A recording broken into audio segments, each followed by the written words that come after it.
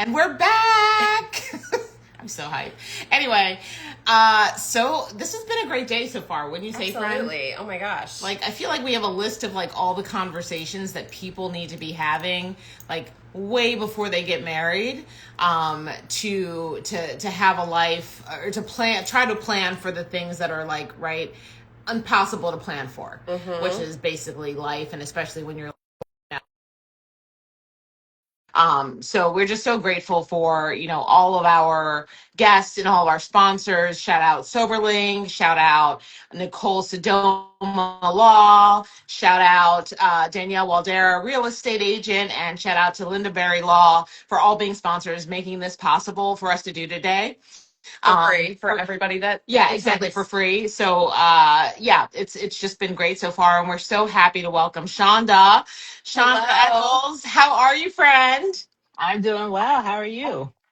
Oh my gosh, so good. And I literally have been waiting for this topic my whole life. Girl, my So did whole most people. damn life. Yes. We need it. Yes. Yeah. Like okay, everyone, we did a call for proposals, and some topics are very common, right? And that they're common for a reason. People need them. And then there's topics that don't come to mind necessarily. And Shonda, like, you completely hit the nail on the head, with that conversation that, what, even if it does come to mind, we don't talk about it, right? Because Yeah. there's some shame associated with, Yep. sex and our bodies. And, it's one of the questions that we get so often from people that, like, one, I still have needs.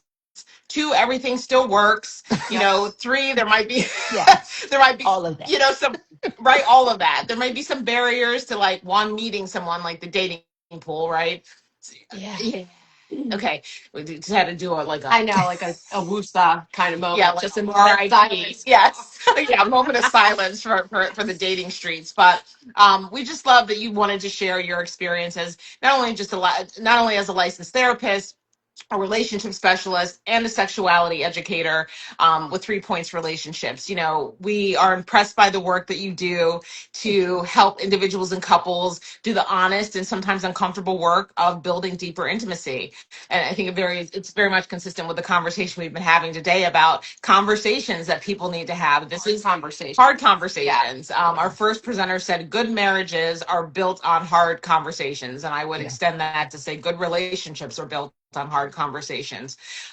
So your flagship workshop, Pleasure, that's the purpose, offers science-based, judgment-free psychoeducation on sexual well-being, which again is something that while we were learning how to square dance in elementary school, which I actually had fun square dancing. Oh my God, we did that. We actually did that as like a post-divorce, like random adventure. Yeah. She was like, I'm gonna go square dancing. And I'm like, well, I'm gonna go too. Like I never really had this desire to do it, but I'm gonna do it because it was so much fun. It was fun. So Yes. like no hate on square dancing, but there are other conversations that people should be having. Yes. Might be a little bit more of a priority. That could help us in the rest of life. So anyway, we just love that you're authentic, you're real, having real conversations, and that your work is like grounded in legitimate, peer-reviewed research, and that you bring some humor to the conversation too, because that for us is like healing in itself. Yes. So without further ado, Shonda, welcome to Divorce Con.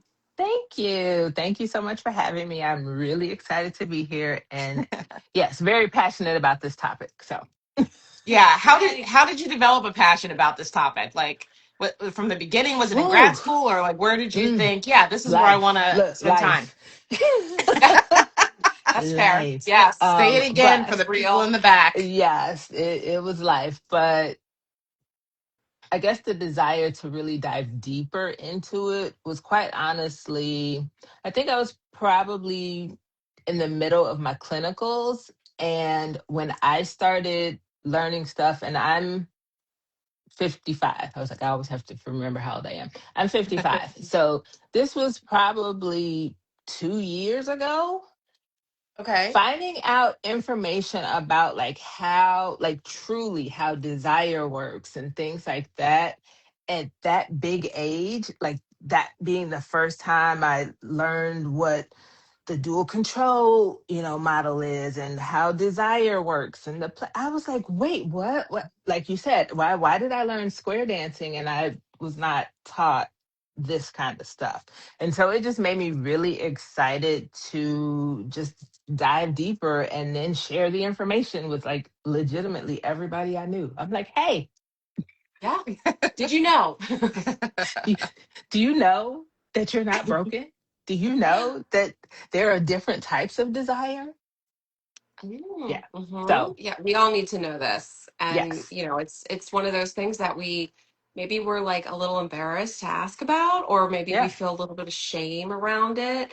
Um, and our first question for you is that so many people tell us that they used to feel desire like pre-divorce or maybe during their marriage, and now it's just gone. So what has actually happened? Can you explain that? Yeah. So, one, it really didn't disappear. Nothing's wrong with you. It didn't go away. It might be quiet, and Right. it went quiet for good reasons. And, when I talked about the dual control model, that is everybody has operating at the exact same time within our bodies what we'll call brakes and accelerators, right? And so our accelerators are kind of always scanning for go, things that are appealing, things that we find interesting. However, our brakes are also always scanning, but they're always scanning for things that are stressful, that make us feel unsafe or unresolved. And uh, divorce, hello, master masterclass in brakes. And Yeah. so, That part. it's when the brakes are constantly being activated, that's what makes it feel like, oh, my desire is just gone. And it's Right. not, it is just Okay. your nervous system is protecting you and kind of like, okay, you sit down, little You desire chill. over here. Yeah. Like we don't have time for this. So, Right. Right. once the brakes ease, you'll start to see, oh, wait, okay, it wasn't gone. It was just over there hanging out for a little while. Here it is. Hello. Hi. Things are now activating the accelerators. And so, yeah, that's kind of what I tell people. It's not gone. It's just hiding out for a little bit. Gotcha.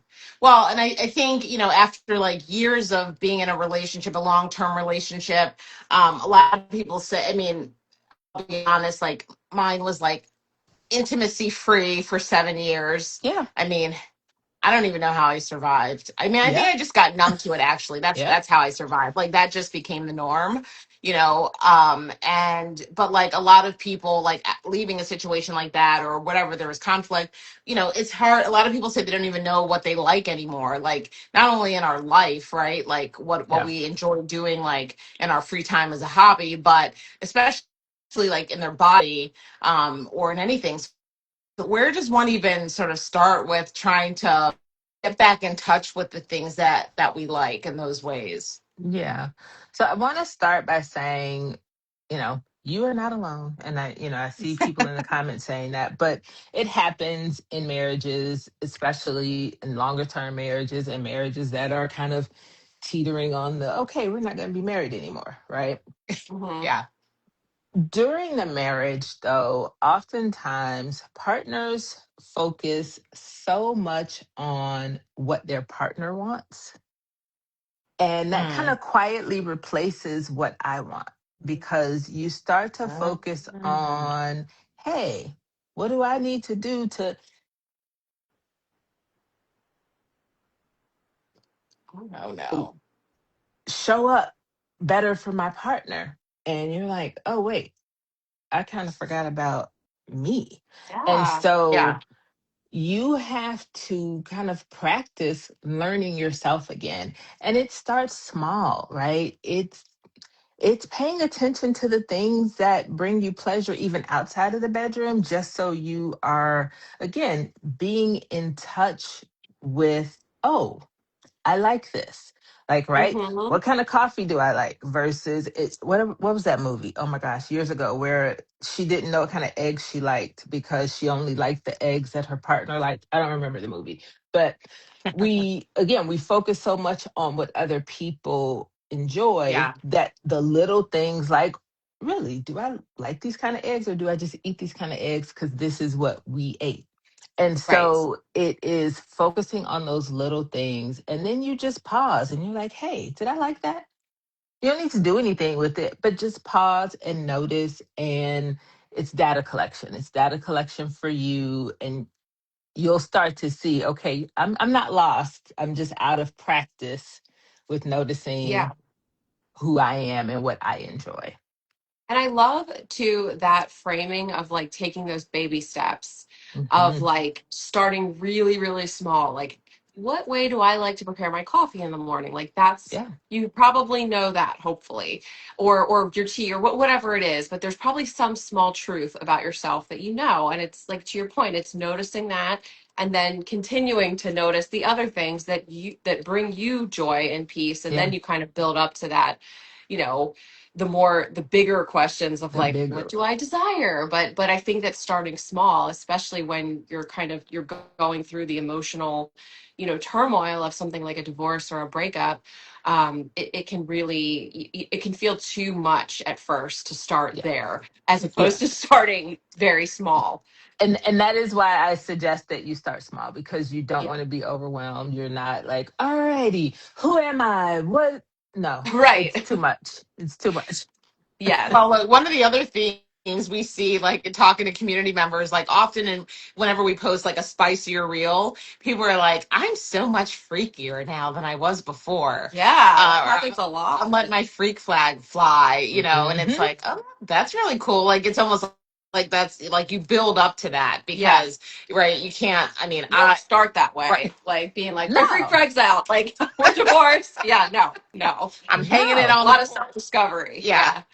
But that's exactly what it is. It you get to the freak flag flying because you have started to explore, and you watched a movie and you were like, oh, maybe I will. That might be fun That to was kind of try one hot. day. Yeah. Like, oh, Yeah. let me put that in my back pocket. And Right, right. File it away. Yeah. yeah, yeah. You know what I think we need? I think we need a Google Doc template.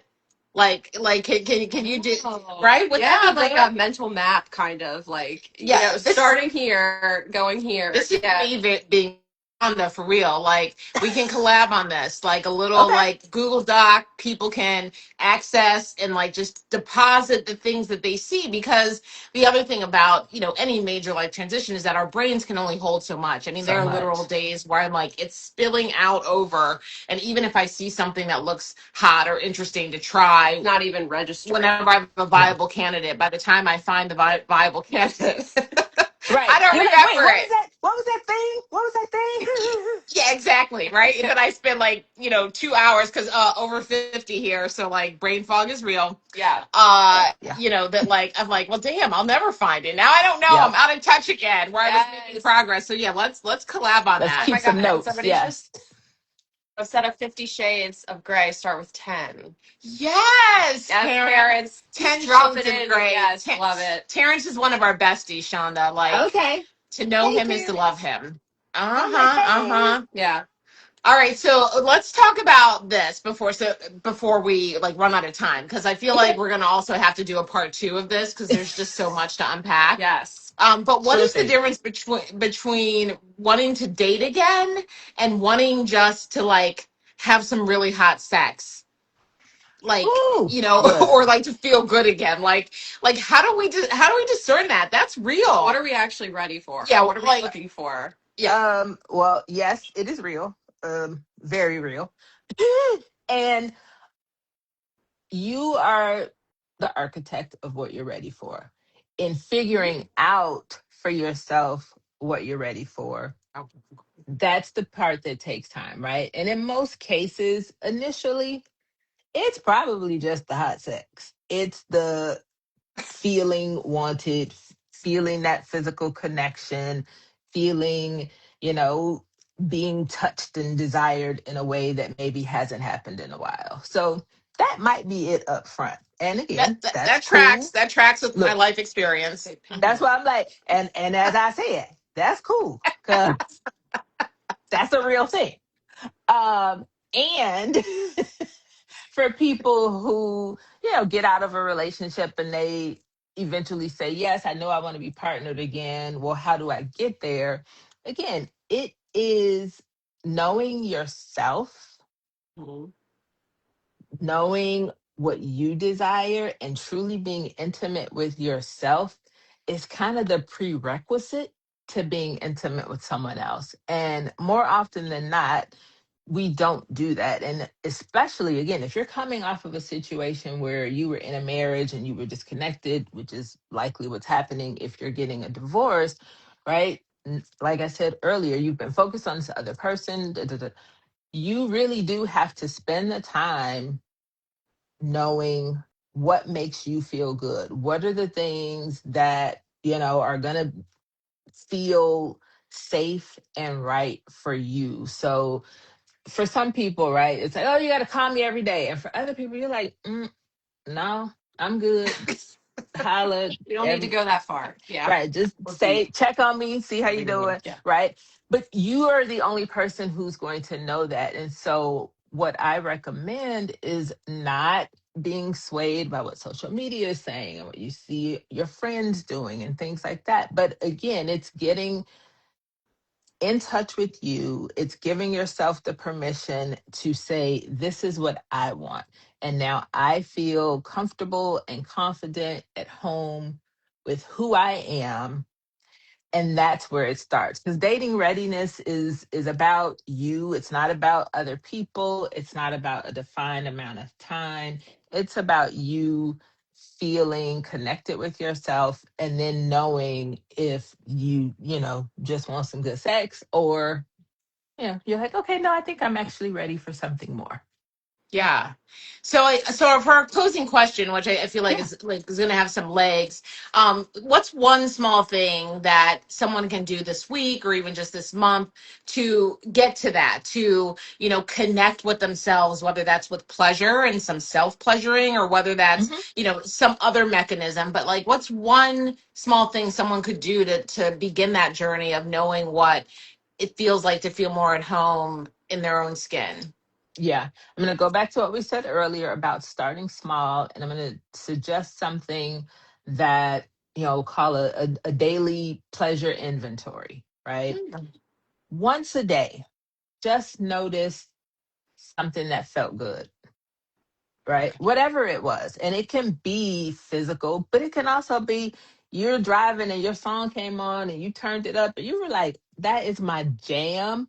And right, focus on that. Let that feeling, that vibe linger. And every day, as you start to focus on the things that felt good, you're retraining your attention, right? You're Hmm. retraining your attention to focus on the joy, focus on what feels good versus right in the middle of a divorce, you're looking for threats, you're looking for loss, you're like, So you're retraining your attention to focus on the good. And that's what you want to do. That's how you start. So it's a path. It's not just a reward that comes kind of at the end. That's how you find the pleasure. You start It's a slow. marathon, not a race, right? Like There you it's, go. or is that the saying? Marathon, I not a always sprint. screw up. Yeah, marathon.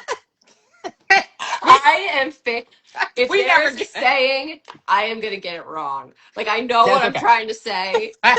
or she'll just make things up like Hillary in sports. She just says instead of just sports, she's like sports ball. I mean, that covers all of them, I'm right? like, are we talking I about love it. football, basketball? She's like just Right, sports like ball. It's the lots of general balls. Like umbrella. which ball? Yeah. Yeah, Right. yeah, Right. literally that. I mean, that covers it, They're all the right? same to her, so she's fine with that. So Shonda, we love that you spent some time with us today. Will you tell everyone where they can find you until the next time that we get to hang out together and learn more about pleasure and knowing that it's not just a physical piece, that there's so much pleasure to be found. And we think that's the Yeah. core of hope, really, is finding Yeah. those little moments of pleasure. So thank you for bringing that to us, but please tell everyone where they can find you and how to connect. Yeah, absolutely. So you can find me on Instagram at Build Better Love. You can also find me at 3 Points Relationships. Either place. Again, I am a licensed therapist, so I work with couples and individuals, and I also do coaching. So even if you're not in Illinois and you want to work with me, we can work through the coaching route. So thank you for having me. This has Yeah. been so much fun. Yes, and we have to do it again. We have to do this We again because absolutely have to I do it again. I'm here. Just let me know. And okay. then Okay. and the live one for sure. Yeah, that Right would be Yeah. so here. much We need to fun. go. Well, Yes. live is live. We love a live. I Yes. mean, Good vibe. it didn't Yes. start out that way. Like No, when we started Sincerely Divorced 2 years ago, we were like, no, we'd rather it's not not show for our us. we'd rather not show our face. Like we didn't get into this to Mm-mm. be like influencers. We were two friends who wanted to bring what we share in terms of the support and hope that we've developed through our this particular adversity to other people. But Yeah. now it's like it's so fun. I know Like it really it's is. crazy how, that's growth though, right? That's like finding out That one is little growth. thing that brings us joy, and being around people like you and people like in this community is one of the things that does bring us such joy. So thank you, Absolutely. Nicole. Shonda. Shonda, Lord Jesus. She's bad with names. I'm I, She's terrible. did I say over 50 brain? Like Yeah, please. Look, I Okay, get it. 52. I get bad with it. the phrases. 55. I get it. So Okay. Yeah, she's still in her 30s, okay? Let me just say that for the record. So I have a everybody's 4-year-old and an 8, almost 9-year-old though. So like mom brain. oh. Although I'm So off the you got clock. mom Like I'm. brain. Right. Yeah, You you know got what I mom mean. But brain. like, but it's real. okay, All but of it's real. I have mom brain and I have a 22-year-old and a 15-year-old. Okay? It's like a more sophisticated mom It's a brain. more I was about to it's say 22, but it's mom brain plus brain fog. Adult mom So brain. Yeah, and brain fog. it's girl, I'm all on the all the things. adaptogens trying to keep it straight. But I'm sorry, Shonda. I It's clearly knew okay. your name. We appreciate you and we'll see you soon. Thank you so much for being Sounds a part of good. Divorce Con. All right. Bye. Thank you. Take We care. love You you. Bye. too. Bye. You too. Bye.